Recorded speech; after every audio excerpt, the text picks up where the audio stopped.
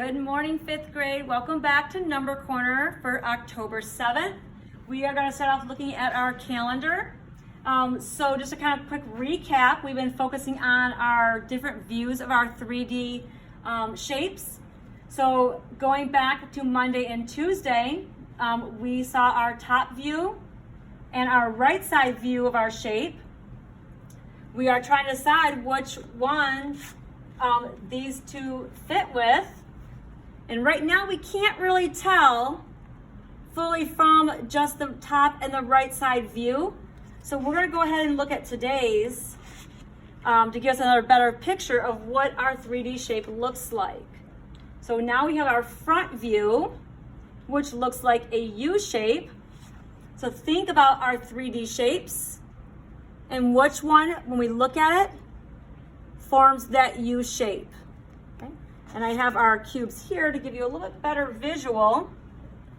So we have this one here. You can kind of see, there's the top view. There's our side view. Okay. Then we have our next one. It's our side view and our top view. And our last 3D shape. Oh, there we go. So our front view, our top view, and our side view. Okay, so thinking about each view, tomorrow we're going to explore, we have our blank spot, so start thinking about what 3D shape these three make up. Okay.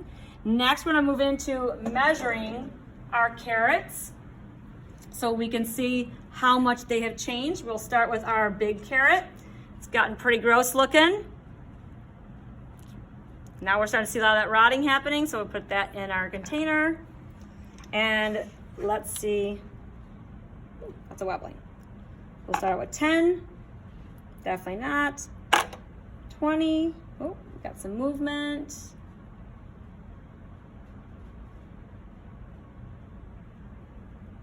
So it looks like we are at 20 grams for our larger carrots. Okay. And I went ahead and filled that in. So today is October 7th. We have now 6 days have passed since we started measuring. And our large carrot now has a mass of 20 grams. So we see that big difference now from where it started. It was 53 grams. We're now at 20 grams. So it has lost more than half of its weight. All right, let's take a look at our smaller carrot. We can see how this one has changed. Definitely see a lot of rotting starting to happen. Okay. Stop wobbling. All right, so let's start out with 10. No, 20. Oh, definitely too much. So let's try 5.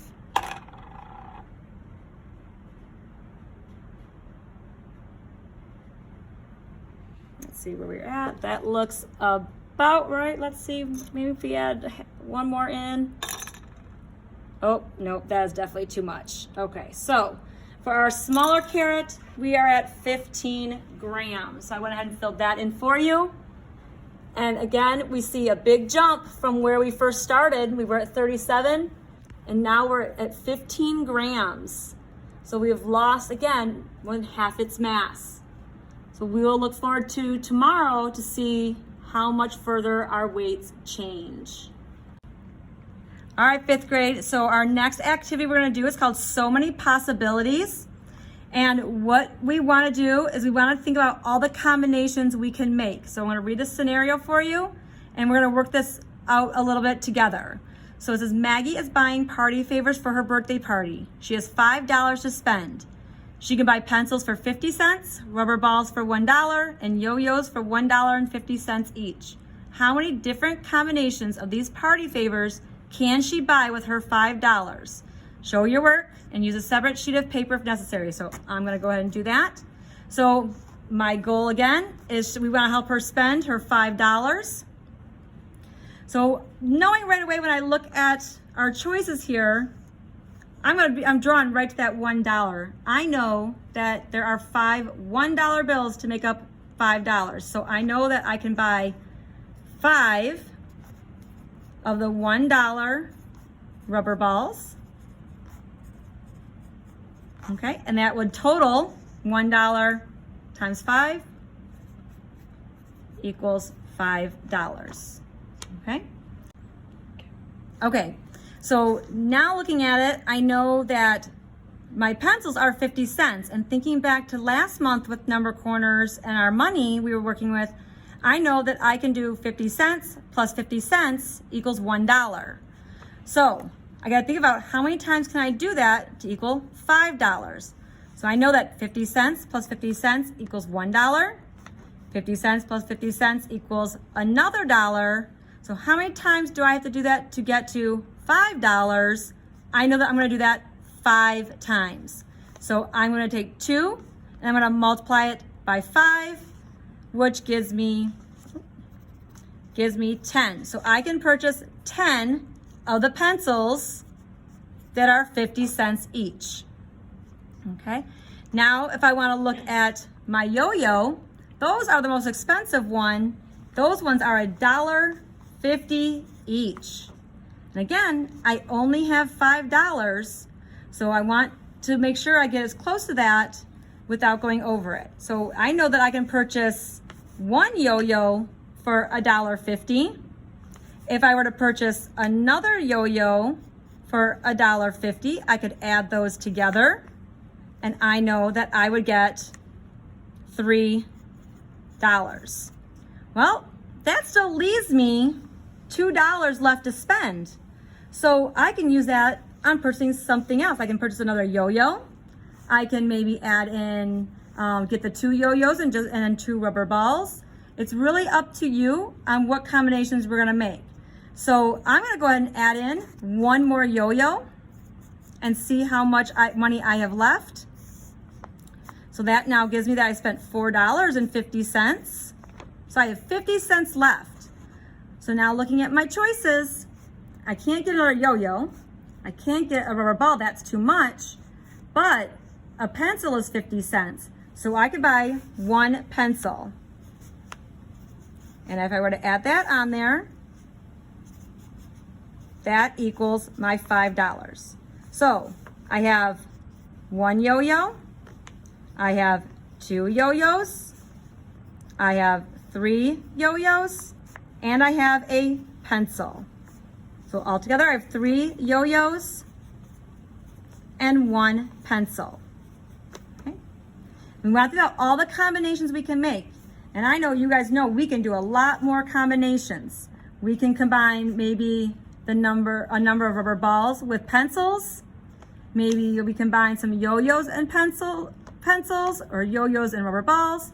I want you guys to see how many you can come up with on your assignment today. All right, 5th grade, we are gonna move on to our introducing grouping symbols. So we started this a few days ago where we talk about an equation, and we had you guys look at different ways we could group together the operations with parentheses and how we got all kinds of different answers depending on how we grouped them together and what we did first. We're gonna take what we did here and we're gonna apply it on the bottom here now.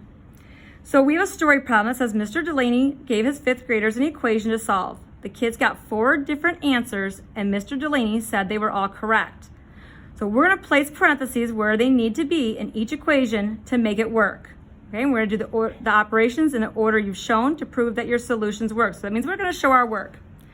We're gonna focus on what we did on the top, and that's following the order of operations. And we have a nice little acronym here to help you remember. It's PEMDAS.